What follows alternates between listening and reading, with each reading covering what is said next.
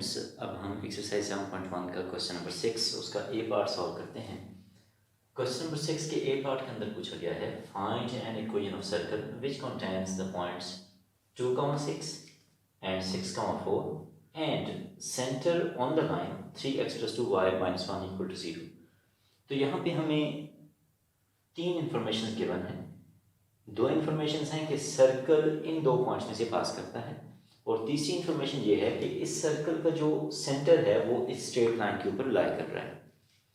तो हम क्या करते हैं, हम यहाँ पे सबसे पहले एज्यूम करेंगे जनरल इक्वेशन ऑफ सर्कल, जो हम लास्ट लेक्चर में पढ़ चुके हैं, x⁴ + y⁴ + 2gx + 2fy + c = 0।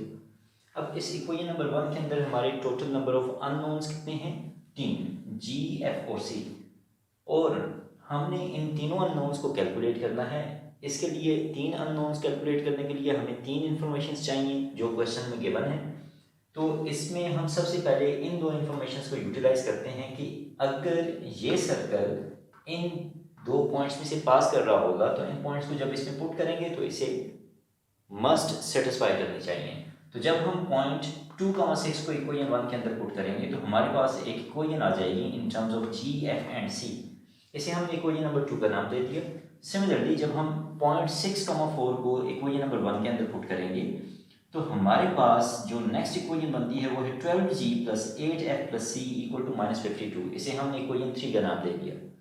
अब हम इस तरह करते हैं, हमने चूंकि अननोन्स के लिए इसे सिंप्लीफाई करना है तो c के कोफिशिएंट्स 1 1 हैं। हम इक्वेशन 2 में से इक्वेशन 3 को सब्ट्रैक्ट करते हैं। जब सब्ट्रैक्ट करेंगे तो c कैंसिल आउट हो जाएगा और हमारे पास इक्वेशन f और g की फॉर्म में आ जाएगी।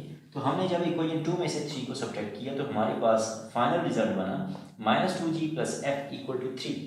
ये हमारे पास एक इक्वेशन आ गई है जो सिर्फ f और g के अंदर मौजूद है। इसे हमने इक्वेशन 4 कह दिया।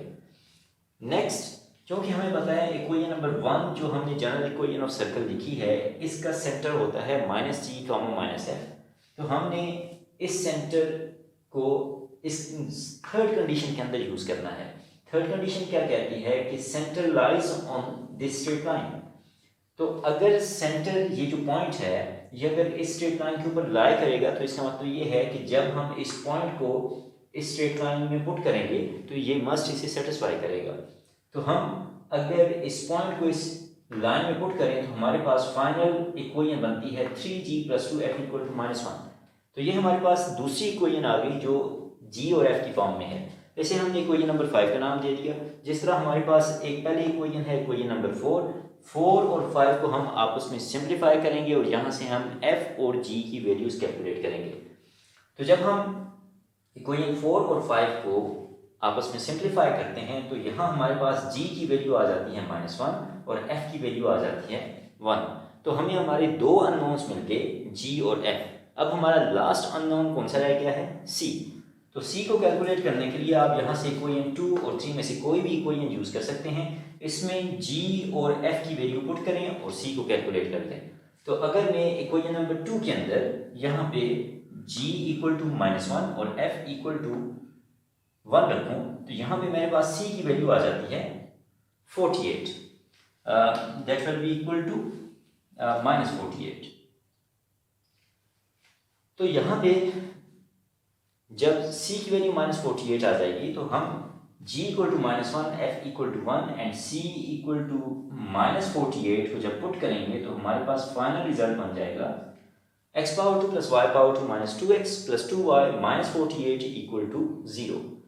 अगर हम इस इक्वेशन को चेक करना चाहें कि हमारा फाइनल रिजल्ट ठीक है या नहीं तो हम क्या करेंगे, हम यहाँ से किसी भी पॉइंट को इसमें पुट करते हैं। तो ये पॉइंट चूंकि सर्कल के ऊपर था तो इस इक्वेशन को सेटिस्फाई करना चाहिए इन पॉइंट्स को। तो जब मैं 2 और 6 को यहाँ पुट करूंगा तो 2⁴ 4, 6⁴ 36, 36 + 4 40। इसके बाद नेक्स्ट जब हम यहाँ पे 2 पुट करेंगे तो -4 होगा और यहाँ पे जब 6 पुट करेंगे तो 12। -4 + 12 8, 40 + 8 48 -48 = 0। तो इसका मतलब ये है कि ये इक्वेशन हमारी इस पॉइंट को भी सेटिस्फाई कर रही है।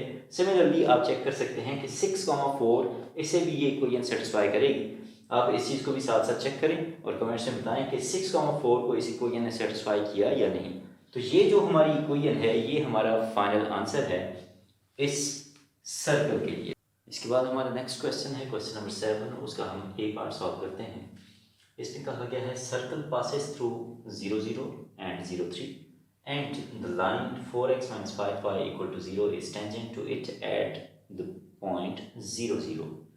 तो यहाँ पे अब थोड़ी सी डिफरेंट फॉर्म में इंफॉर्मेशन गिवन है, उसके थ्रू हमने सर्कल की इक्वेशन कैलकुलेट करनी है। तो अगेन यहाँ पे 2 पॉइंट्स ऐसे हैं जिनसे सर्कल पास कर रहा है और इनमें से एक पॉइंट ऐसा है जिस पे ये लाइन सर्कल पे टेंजेंट है। तो सॉल्व करते हैं इसे। इसके सॉल्यूशन पे आए। सबसे पहले हम जनरल इक्वेशन ऑफ सर्कल यहाँ पे लिखेंगे x⁴ + y⁴ + 2gx + 2fy + c = 0। ये हमारी इक्वेशन 1 आ जाएगी। जब हम इसमें फर्स्ट पॉइंट पुट करेंगे, पुटिंग 0 0 in 1, दिस इम्प्लाइज जब हम यहाँ पे x और y की जगह 0 0 पुट करेंगे तो हमें जस्ट c = 0 मिल जाएगा। तो हम इसे यहाँ पे यूज भी कर सकते हैं कि c यहाँ पे 0 है। इसके बाद नेक्स्ट हम क्या करते हैं, हम यहाँ पे पॉइंट 0 3 को पुट करते हैं, पुटिंग 0 3 in 1, दिस इम्प्लाइज जब x की जगह 0 पुट करेंगे और y की जगह 3 पुट करेंगे तो यहाँ पे ये बन जाएगा 9 3/2, ये भी 0 हो जाएगा। नेक्स्ट बन जाएगा हमारे पास 3 × 2 6 f और c ऑलरेडी 0 है = 0। यहाँ से अगर आप इसे सिंप्लीफाई करें तो हमारे पास f की वैल्यू क्या आ जाएगी, -3/2, f -3/2 आ जाएगा। अब हमारे टोटल 3 अननोन्स हैं जिसमें से 2 हमें पता चल चुके हैं, एक c है और दूसरा f है। अब हमने तीसरा अननोन कैलकुलेट करना है जो कि है g। अब उसे किस तरह कैलकुलेट करेंगे, हम 2 इंफॉर्मेशन ऑलरेडी यूज कर चुके हैं, अब हम थर्ड इंफॉर्मेशन को यहाँ पे यूज करेंगे और उसके थ्रू g को कैलकुलेट करने की कोशिश करेंगे। तो ज्योमेट्रिकली अगर आप इस कंडीशन को देखें तो एज्यूम करेंगे यहाँ पे ये सर्कल है, उस पे लाई कर रहा है पॉइंट 0 0, इस पॉइंट पे ये लाइन 4x - 5y = 0 ये टेंजेंट है। तो हमारे पास सेंटर है -g, -f। तो ज्योमेट्रिकली ये चीज़ ऑलरेडी वेरीफाइड है कि अगर एक स्ट्रेट लाइन सर्कल के ऊपर टेंजेंट हो तो जो सेंटर से सर्कल के पॉइंट तक जो लाइन आती है वो टेंजेंट के ऊपर परपेंडिकुलर होती है। इसलिए हम इस फैक्ट को यहाँ पे यूज़ करेंगे और इससे हमारे पास कौन सा फैक्ट आता है, इससे हमारे पास 2 स्ट्रेट लाइंस की स्ट्रोक का रिलेशन आता है। क्योंकि आप देखें तो ये CO मीन्स OC ये भी एक स्ट्रेट लाइन है और ये ML ये भी एक स्ट्रेट लाइन है, दोनों आपस में परपेंडिकुलर हैं। तो परपेंडिकुलर की कंडीशन क्या होती है कि इनकी स्ट्रोक्स का प्रोडक्ट = -1 होगा। तो हम यहाँ पे रिस्पेक्टिवली दोनों की स्ट्रोक्स को कैलकुलेट करते हैं और उसके बाद इस कंडीशन को यूज़ करते हुए देखेंगे कि हमें यहाँ से g किस तरह मिलता है। तो यहाँ पे सबसे पहले आप अगर स्ट्रेट लाइन की स्लोप देखें तो slope of 4x - 5y = 0 is, हम इसकी स्लोप किस तरह कैलकुलेट करेंगे, हम इसे स्लोप इंटरसेप्ट फॉर्म में लिखते हैं। तो अगर मैं उस फॉर्म में लिखूं तो ये बन जाएगा y = 4/5x। सो ML = 4/5। ये हमारे पास फर्स्ट स्लोप आ गई। नेक्स्ट सेकंड स्लोप कैलकुलेट करने के लिए slope of OC is MOC = y2 - y1 by x2 - x1। इस फार्मूला में हम वैल्यूज पुट करते हैं। चूंकि हमारे पास एक पॉइंट है 0 0 और दूसरा पॉइंट है -g, -f, तो अगर आप यहाँ पे वैल्यूज पुट करें तो ये बन जाएगा 0 y2 - y1 plus f divided by 0 plus g which is equal to f by g। अब कंडीशन ऑफ परपेंडिकुलरिटी को अगर हम यहाँ पे यूज करें तो हमारे पास as ML into MOC is equal to -1. This implies 4/5 into f by g is equal to -1. अगर आप देखें तो यहां से मैं लिख सकता हूं g by f is equal to 5/4 और साथ माइनस साइन है। मैंने क्या किया, मैंने रेसिप्रोकल भी ले लिया और कांस्टेंट क्वांटिटी को दूसरी साइड पे शिफ्ट भी कर दिया। ओके, यहाँ पे जब हम इसे इसका रेसिप्रोकल लेंगे तो दूसरी साइड पे भी ये हमारे पास 4/5 बन जाएगा। ओके, इसके बाद यहाँ पे चूंकि ऑलरेडी हम f को कैलकुलेट कर चुके हैं तो f की वैल्यू भी यहाँ पे यूज करेंगे। सो यहाँ से आप कह सकते हैं कि g is equal to -4/5 into f क्या है -3/2। दिस इज इक्वल टू, अगर आप इसे सिंप्लीफाई करें तो 2 इससे कैंसिल आउट होगा, माइनस भी आपस में माइनस माइनस प्लस हो जाएगा और ये आपके पास बन जाएगा 2 × 3 मीन्स 6/5। तो हमने यहां से तीनों अननोन्स कैलकुलेट कर दिए, c, f और g। अब हम इस तरह करते हैं कि इनकी वैल्यूज यूज करते हुए इक्वेशन 1 को कैलकुलेट करते हैं कि हमारा फाइनल रिजल्ट क्या बन रहा है। तो मैं इसे यहां पे कैलकुलेट करता हूं।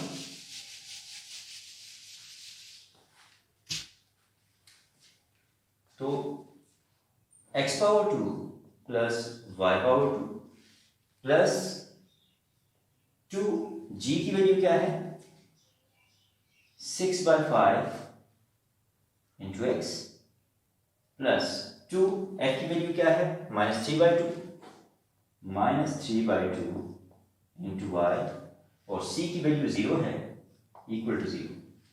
This implies x⁴ plus y⁴ plus 12/5x और ये 2 से cancel -3y equal to 0।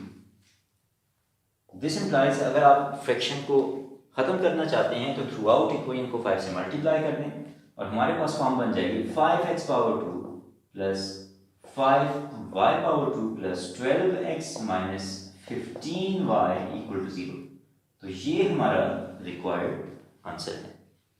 I hope आपको यहाँ से पता चल गया होगा कि इस इंफॉर्मेशन को हम किस तरह यूज़ करके इक्वेशन ऑफ सर्कल को कैलकुलेट करते हैं। हमारा नेक्स्ट क्वेश्चन है क्वेश्चन नंबर 8, जिसमें कहा गया है find an equation of a circle which passes through the point -3, 0 and concentric to the circle x⁴ plus y⁴ -3x - 4y - 10 equal to 0। तो यहाँ पे हमें दो इंफॉर्मेशंस गिवन हैं।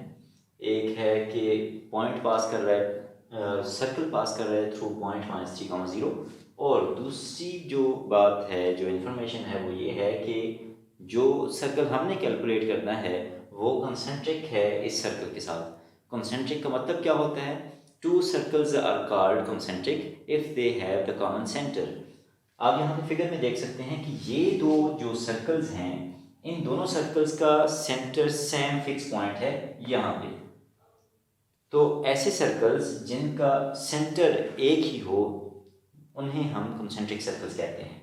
तो हम यहाँ पे इन फैक्ट्स को यूज़ करते हुए क्या करेंगे, हम सर्कल की इक्वेशन कैलकुलेट करेंगे। इसमें हमने सबसे पहले क्या करना है, इस सर्कल के सेंटर को कैलकुलेट करना है ताकि हमें वहाँ से इंफॉर्मेशन मिल जाए हमारे न्यू सर्कल की इक्वेशन के लिए। तो इसके सॉल्यूशन को देखते हैं। पहले आप एज्यूम करें late equation of circle is x⁴ plus y⁴ plus 2gx plus 2fy plus c equal to 0। इसे 1 क्या है,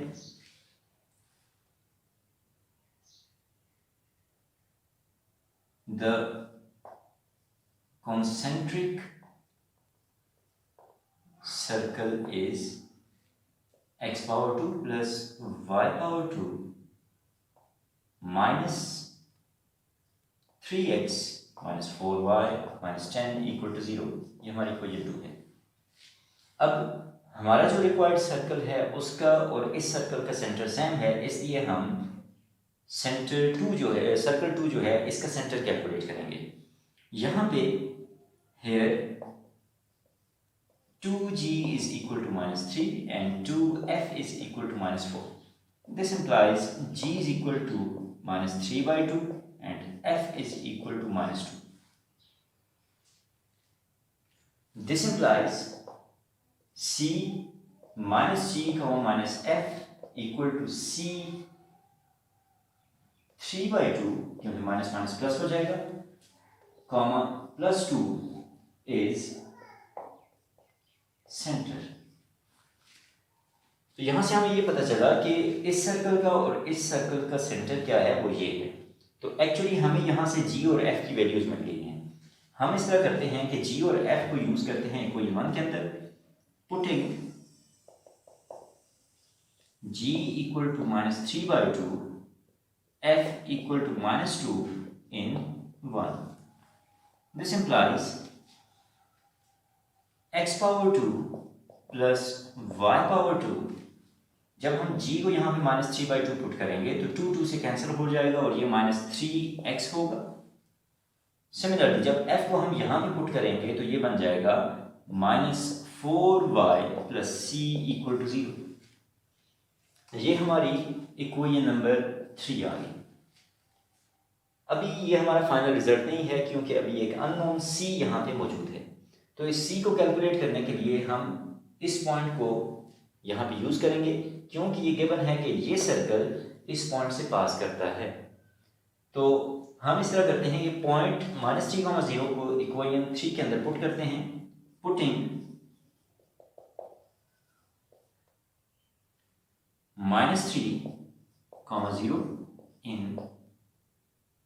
3 implies x की जगह -3 जब यहां पुट करेंगे तो ये 9 होगा, y 0 है। नेक्स्ट यहां पे x की जगह -3 पुट करेंगे तो -3 इंटू -3 +9 हो जाएगा। अगेन y 0 है तो ये 0 plus c equal to 0। This implies c is equal to -18। अब c की वैल्यू को हम इक्वेशन नंबर 3 के अंदर पुट करते हैं तो हमें हमारा रिक्वायर्ड सर्कल मिल जाएगा। Putting c equal to -18 in equation 3 implies x power 2 plus y power 2 -3x -4y -18 equal to 0। तो ये हमारी रिक्वायर्ड इक्वेशन ऑफ सर्कल है for this particular concentric circle. तो आई होप आपको यहाँ से आइडिया हो गया होगा कि हमने किस तरह से गिवन इंफॉर्मेशन को यूटिलाइज करके अपने रिक्वायर्ड इक्वेशन ऑफ सर्कल को कैलकुलेट किया। हमारा लास्ट क्वेश्चन है एक्सरसाइज 7.1 का, जिसमें कहा गया है कि find equation of a circle who is concentric to this circle and the circle is tangent to the line x plus 2y plus 6 equal to 0। तो यहाँ पे भी हमें दो कंडीशंस गिवन हैं, लेकिन ये डिफरेंट कंडीशंस हैं कि यहाँ पे टेंजेंट लाइन का कॉन्सेप्ट भी यूज़ हो रहा है। तो हमने सर्कल की इक्वेशन को यहाँ पे कैलकुलेट करना है। इस सिचुएशन को देखते हैं। यहाँ पे सबसे पहले हम कहेंगे कि let the equation of circle is x power 2 plus y power 2 plus 2gx plus 2fy plus c equal to 0। अब जिस तरह हम पहले डिस्कस कर चुके हैं कि हमने अपने 3 अननोन्स कैलकुलेट करने हैं f, g और c, as one is concentric to the circle x power 2 plus y power 2 minus 8x plus 4 equal to 0। ये हमारी इक्वेशन 2 आ गई। तो हम यहाँ से इसका सेंटर कैलकुलेट करते हैं। This implies 2g is equal to -8 and 2f is equal to 0, क्योंकि y वाली टर्म यहाँ पे मिसिंग है। This implies g is equal to -4 and f is equal to 0। यहाँ से हमें जी और एफ की वैल्यूज मिल गई हैं, हम इन्हें पुट करते हैं इक्वेशन नंबर 1 के अंदर। Putting in 1 we get x power 2 plus y power 2। जब g को आप यहाँ पे पुट करेंगे तो ये आपके पास -8x बन जाएगा, और चूंकि f 0 है तो वो यहाँ रिप्लेस करने से 0 प्लस c इक्वल टू 0। ये हमारी इक्वेशन नंबर 3 बन गई। अभी यहाँ पे एक अननोन मौजूद है जो कि है c। अब हम देखते हैं कि c को हम किस तरह से कैलकुलेट करेंगे। तो c को कैलकुलेट करने के लिए आप देखें सेकंड कंडीशन क्या है कि this circle is tangent to the line x + 2y + 6 = 0। तो अगर आप यहाँ पे इस कंडीशन को यूटिलाइज करें तो उसके लिए पहले जो हमने फैक्ट यूज करना है, हमें यहाँ से पता चल गया कि इस सर्कल का सेंटर क्या है, वो है -g, -f, और g और f कैलकुलेटेड है। हम पहले तो यहाँ पे इसका सेंटर लिखते हैं। The centre of equation 3 is c -g, -f, which is equal to c minus g is +4 and f is 0। इसके बाद नेक्स्ट आप देखें कि अगर हमारे पास एक सर्कल ये है, इसका सेंटर हो c और कोई लाइन हो जो इस सर्कल पे टेंजेंट हो, तो इस केस में जो इस लाइन और सर्कल के दरमियान सर्कल के सेंटर के दरमियान शॉर्टेस्ट डिस्टेंस होगा वो इसका रेडियस कहलाएगा। और हम ऑलरेडी चैप्टर नंबर 6 के अंदर इसका फार्मूला भी पढ़ चुके हैं और पिछले लेक्चर में हमने इस चीज़ को डिस्कस भी किया था। तो यहाँ पे हम फार्मूला यूज करेंगे to calculate the shortest distance between a point and a straight line, जिससे हमें रेडियस मिल जाएगा। तो यहाँ पे हमें r इक्वल टू किसके इक्वल मिलना है, पॉइंट है 4, 0। फार्मूला में यहाँ पे लिख लेता हूँ, this r is equal to absolute of ax1 plus by1 plus c whole divided by under root a power 2 plus b power 2 absolute। यहाँ पे ये किस केस में है, जब पॉइंट हमारे पास हो x1 y1 और स्ट्रेट लाइन हो ax plus by plus c equal to 0। यहाँ पे पॉइंट क्या है, पॉइंट है 4, 0। So this C is actually 4, 0 और स्ट्रेट लाइन क्या है, वो है x plus 2y plus 6 equal to 0। तो हम यहाँ पे इस फॉर्मूला के अंदर वैल्यूज पुट करेंगे। तो यहाँ पे a की जगह है 1, b की जगह है 2 और x की जगह x1 रिप्लेस करें तो 4 प्लस 2 इंटू y की जगह 0 plus 6 whole divided by under root a क्या है 1 पावर 2 प्लस b क्या है 2 power 2 whole absolute. r is equal to 6 plus 4 10 divided by 4 plus 1 whole under root means under root 5। ये हमारे पास वैल्यू आ गई है r की, लेकिन हमें पता है कि r किसके इक्वल होता है, this r is equal to under root g power 2 plus f power 2 minus c। Actually हमने इसके थ्रू r, g और f की वैल्यूज यूज करके c को कैलकुलेट करना है। तो मैं यहाँ पे वैल्यूज अगर यूज करूँ तो हमारे पास r पावर 2 इक्वल होगा g power 2 plus f power 2 minus c। This implies c is equal to g power 2 plus f power 2 minus r power 2। So c is equal to g power 2 किसकी equal होगा 16, f 0 है, minus r power 2 जब हम इसका square लेंगे तो ये हमारे पास 100 डिवाइडेड बाय 5 होगा।